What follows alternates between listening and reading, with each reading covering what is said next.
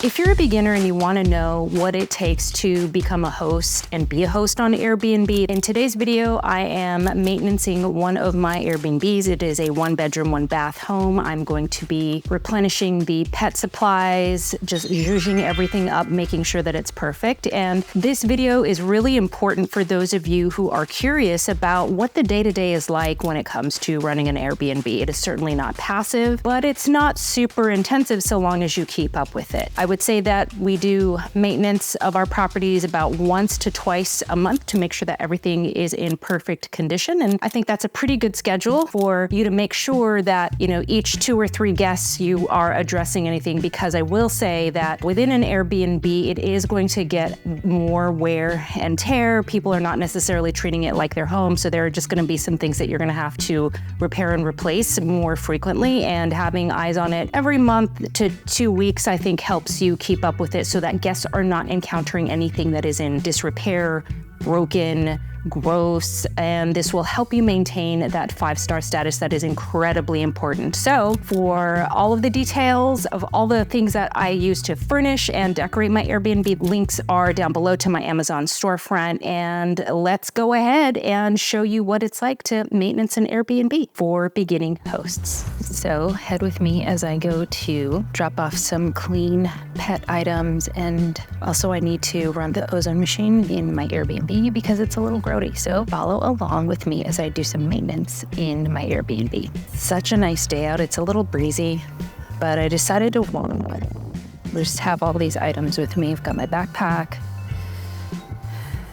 All right, I've just arrived, and I'm going to put the large pet bed, the pet blanket, and the small pet bed where they go. The other thing that I want to do is run this ozone machine, which I will link down below. All of these products I will link down below, but this product will remove the stink. Like, it's just a little,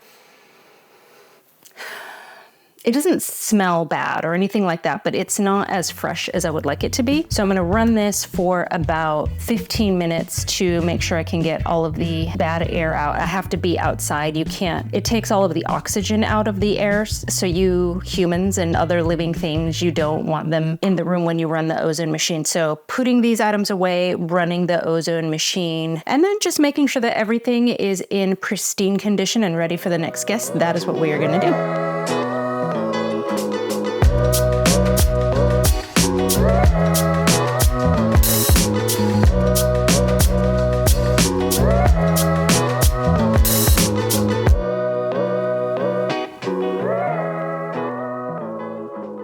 And it looks like I really need to do some cord management, and I forgot to bring those. I have some zip ties. Ooh, I have some zip ties upstairs, so I may try to do that. But I also see, I know this was recently cleaned, and I don't know that you can tell, but there's you can see some pet hair on the floor. So I'm actually gonna run the vacuum cleaner. Another great thing I'm gonna show you is this is now the storage closet. It used to be the closet where guests would store their items. However, this apartment is very small and it doesn't have any storage, so I needed to put something in here so that my cleaner didn't have to go down to our basement, because the basement is very musty. It is a really old home, 115 years old, and they made basements back then out of stacked stone, which lets in moisture. So it means that moisture just kind of sits in that air and it gets musty. We have a dehumidifier and we run it as often as we can, but it still doesn't remove that smell 100%. So I don't want things like paper goods, like linens, absorbing that smell. So I had to convert this into the supply closet. I'm so happy with it. So you can see I've got the vacuum cleaner here, a lot of the paper goods there. Let me turn on this light so yeah, there you go. So a lot of the paper goods there. So we've got toilet paper, paper towels. I have this cleaning bag for my cleaner. We have these trash bags, cotton items. I've got extra coffee, earplugs, which is huge in order for guests to have a comfortable night's sleep, we always leave out 2 pair. And then I have the fresh linens here, and then I've got the liquid items here. But just having it stored here makes it so much easier for me to see what I have, what I need. It's easier for my cleaner to get. So even though I've, taken away this storage space for guests, it's just much more important to run this Airbnb effectively, to have this space for an owner's closet purpose. I don't know if you can see. So we added this exterior closet situation. It has hooks.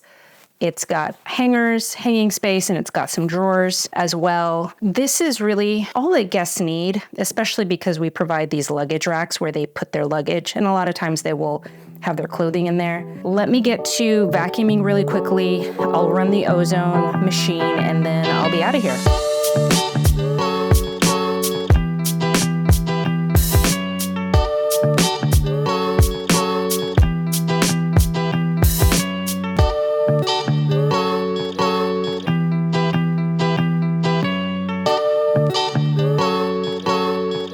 Okay, so I just got that O3 machine running, so I'm gonna head out, grab all my stuff, go upstairs because there are a couple of things that I can grab from that unit, bring it down, and I wanna get those zip ties that I talked about and do some cord management. So,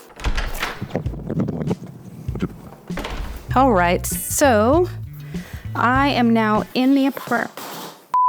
And I'm going to, I don't like that. Okay, so I'm glad that I'm here because there were a couple of things I noticed downstairs and at least one thing I noticed up here that I want to mention to my cleaner. I really like for the units to just be done consistently every single time. That way there's just a standard operating procedure for the cleaner to follow so that it looks the same and it's the same quality every single time. But I think she had her alternate cleaner. She did have her alternate cleaner clean it because I think she was out this weekend and he did a great job. So far it looks fantastic. But I will say there are just a couple of things that I am taking note of and I'm going to let her know. So I'm going to grab my camera and I will show you. I'm going to show you exactly what's out of order and what I'm going to say to my cleaner. So let's take a photo of this towel because that is not how that goes. I do not want the wrapper on that paper towel. These are a little out of order, but but it's fine. I'm not gonna nitpick about it. One thing that I'm noticing here that I do not like is that, are they different? These look like 2 completely different towels. I may let that slide, but let's take a look at everything. Yep, this all looks good. Looks good. So you see I have a little analogous set right there. Let's just double check in this bathroom to make sure everything's good. Yes, it is. It is how I like it to be done. There's extras there. Yep, so you can see, so I have 2 towels there, 2 on the bed, extra toilet paper there, a full roll there, and shower. Looks good. I'm gonna test these. Are these that could use filling? I will let my cleaner know about that. But yes, the alternate cleaner did a pretty good job. Okay, so now let's open this supply closet and I'll show you what this one looks like because it's very different. This one is an actual built-in closet to the apartment so that I can leave the bedroom closet for the guests. I don't have to hijack it, which is nice. But yeah, I did a restock here. Ow, that's out of place. Okay, so I'm gonna do that, but I keep getting distracted. Sorry. So I'm gonna take some of the paper towels and probably some of the Kleenex from here and take them downstairs. And I threw some, yes. Okay, so I've got some zip ties that I'm going to use to do some cord management downstairs. So that is exactly what I needed. All right, so what I would love to break down for you is what are sort of like the tips for an Airbnb beginning host. I already mentioned one downstairs, and that is to create a schedule and a standard operating procedure for quality control. So what are the items that you are going to check and on what frequency? And then you will have to communicate the things that you find to any one of your team members who will handle it. For example, for the cleaning, if the place isn't as clean as you like it, if things are misplaced after the cleaner comes in, those are the things that you would obviously let your cleaner know. If something is broken or needs repair, let's say, the faucet has a leak, or the toilet has a leak, or the window won't open or stay closed, something like that, you're gonna have to contact whoever your contractor is. So that's why it's incredibly important that you have a list of trusted contractors to call at a moment's notice who will prioritize your job and get the thing done. The people that you are going to need are gonna be your plumber, pest control, and then to a lesser extent, a handyman and an electrician. Pest control, I highly recommend you get that on a schedule. Do it quarterly at least, where you get your home treated, interior and exterior, especially if you allow pets. You wanna have flea and tick treatments. And then for those times when that happens, I will block it off so that gives time for the chemicals to dissipate so it's not impacting the guests or their pets. So you'll need those folks on call. Apart from that, that's pretty much it. The reason I say that is it only if you do all of the repairs and updates up front, and you make sure that your place is in great condition, then you're not gonna have a lot of breakdowns. You're not gonna have to shut down your unit. So I really highly recommend that you make the investment and get everything up to code, get everything fixed and repaired so that you just don't have ongoing issues, and neither do your guests, because that will come through in your ratings. The other thing I really highly recommend that you get done at a really high level, HVAC. Make the investment, don't use those wall units, make the investment and either install a mini split system, which I'll link some down below. I'll show you the ones that I have, or do central air. Now, if you're catching my drift, running an Airbnb business when you own the property isn't cheap.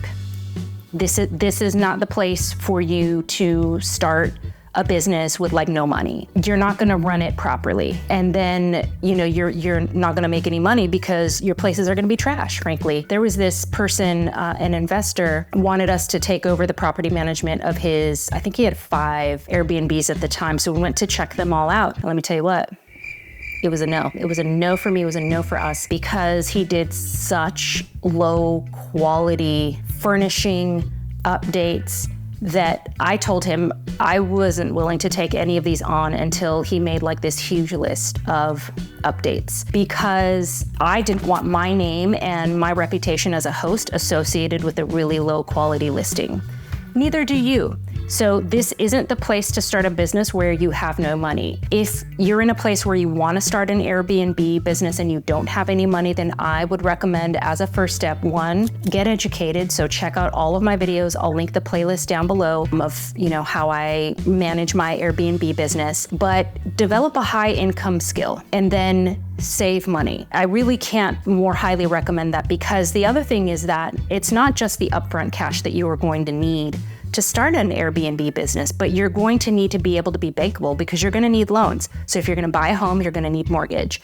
If you're gonna buy furniture, you're either gonna have to save up all that money or put it on a credit card and have a high limit on it. So develop a high income skill set, save the money from that skill set, and then go into business, because then you'll be in a position to do it properly. Okay, so I feel like I've yammered on for long enough, and it might be time to go downstairs to check that O3 and do some cord management.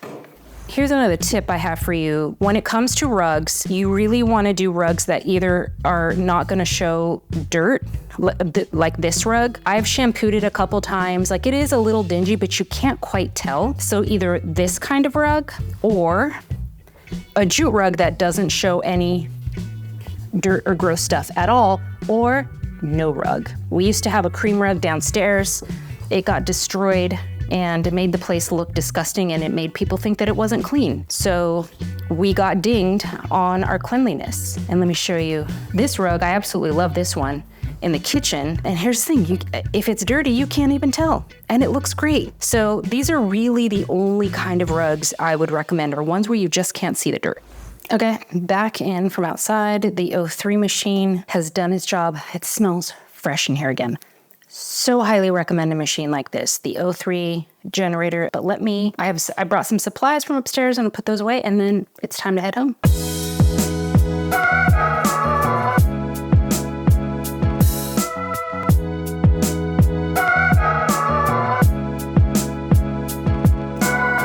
Ta-da!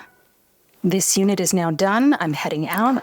For more content like this, hit like and subscribe. And for every product that I mentioned to furnish and decorate your Airbnb like a pro, check the description box for the link to my Amazon store where you will find everything that I mentioned. Thank you so much for watching. Bye-bye.